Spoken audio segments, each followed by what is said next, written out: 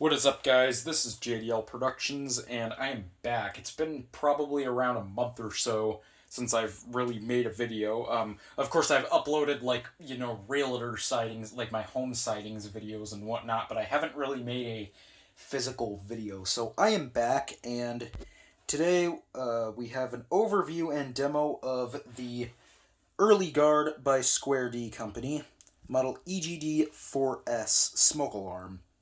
Now, I bought this off of eBay recently. I actually just received it yesterday. I just didn't feel like making a video the day I got it.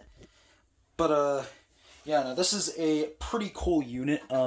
Here's the front of it. This was made from around, the late 70s to very early 80s, before Square D, switched to the EGD-5 series, which I'll go over the timeline a little bit more in a minute.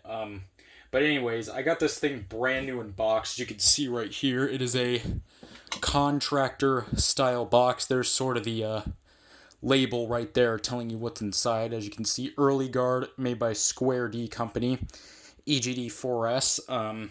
Not sure what Square D actually does make today. I know they're still in service. Like, I've seen some of their stuff at Lowe's. I can't remember what it is I saw, though. I think it was something for a sink. I can't remember. But Square D is still in service today, and they do make stuff. They just don't make smoke alarms anymore, obviously. But yeah, I got it new in box. Right here is the manual. You can see there's a picture of the unit. It's kind of a cool picture of it. I like when they have actual pictures of the unit and not just dumb sketches. But yeah, there's the manual. Earli-Gard catalog number EGD-4S. Early warning smoke and fire detector operation and installation manual. So yeah, now taking a look at the unit, it's kind of got an interesting design. Of course, the later Earli-Gard, the more common later Earli-Gard models, like the EGD-5S and the EGD-5B, those ones are pretty much open all the way around. This one here just has this small little section of vents right here, and there are these little indent things right here. I don't know what those are, but yeah, now taking a look at the back of the unit, let's take the bracket off. Here is the back label right here. As you can see, here are the wires. There's no interconnect. Now, they actually did have an interconnect and relay model of this, the EGD-4IR. In fact, I think those were slightly earlier than this one.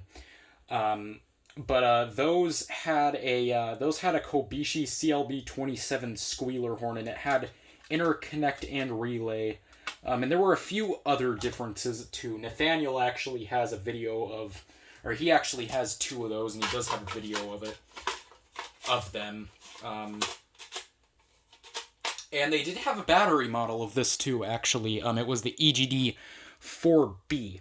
That one did not have a test button. This one obviously does have a test button. That one did not have a test button. And this little part right here, this little part right here, as you can see, that is actually the provisions for where a battery flag would be if this was an EGD-4B. I have seen EGD-4Bs in houses before, when I've home searched and whatnot. There's actually one in my most recent home sightings video.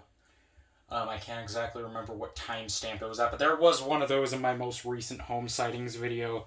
If you look hard enough, you could probably find it. It looks just like this, except there's not really much of a test button, and then there's a red battery flag sticking out of it. That is an EGD-4B. Now, we are rumoring that the EGD-4B was actually based on the Cerberus Pyrotronics Guardian FB1, because, well, Square D in the past has actually rebranded Pyrotronics units. Their Square D's actually very first model that they made in, I believe, the very early 70s, the EGD-1, and the I don't know what the line cord version and the other variants of it are, but the Earli-Gard EGD-1 was Square D's very first model, and that was based on the Guardian FRU-1. So I'm assuming that Square D made some other units that were probably based on Pyrotronics units too, and the EGD-4B was one of them. I don't think this one was based on any Pyrotronics unit, or maybe because Pyrotronics did have a like a hardwired version of the FB1, the FRU-2. Yeah, it was the FRU-2. That one did not have a test button though, and this one does. I mean, it could be like based on the Guardian FRU-2, and they could have just added a test button to this one. I don't know. I've never actually seen a Guardian FRU-2. Well, there was one on eBay, but I didn't buy it, and I don't know who bought it. I kind of regret not buying it.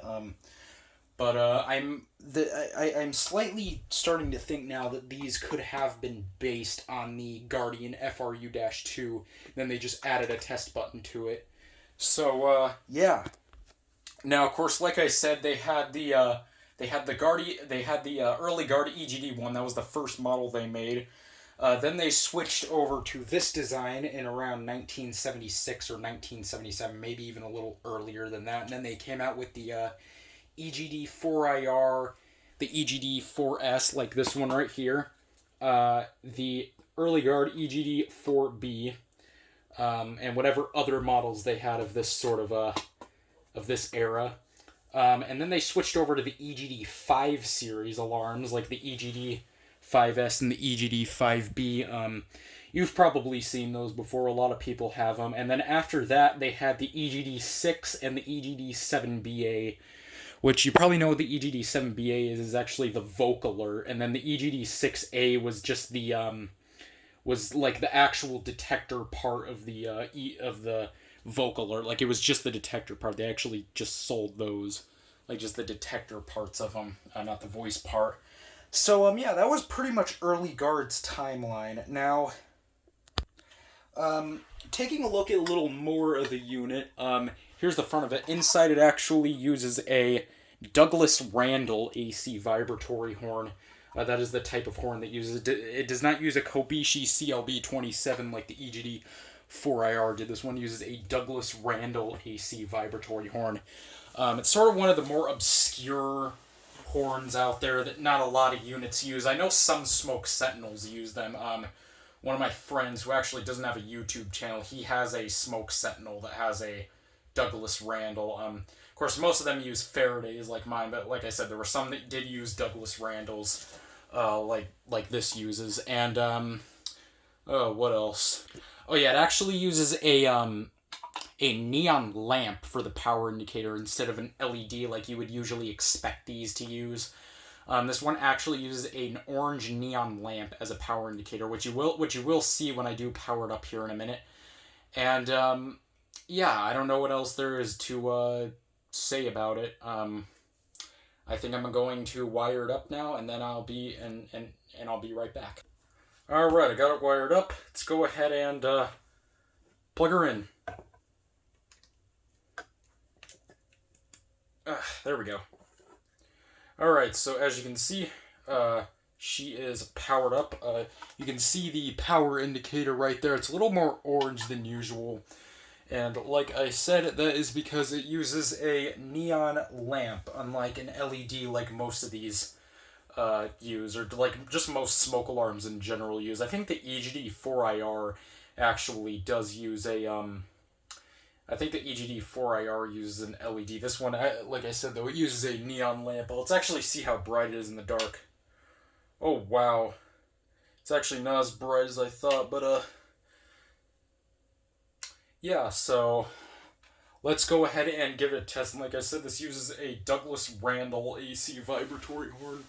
So, here we go. Jeez, that thing is loud. That actually vibrated the entire floor. I'm going to do it again. Yeah, that thing is loud. Still not as loud as my Captain Kelly. I think this is like right in between the Faraday my Smoke Sentinel uses and the Captain Kelly. It's like sort of in between them in terms of how loud it is. But yeah, let's go ahead and do it one more time. So, yeah. That was the test. Now Now, what I'm going to do now is I'm going to give you a quick read through of the manual. So yeah, let's go ahead and do this.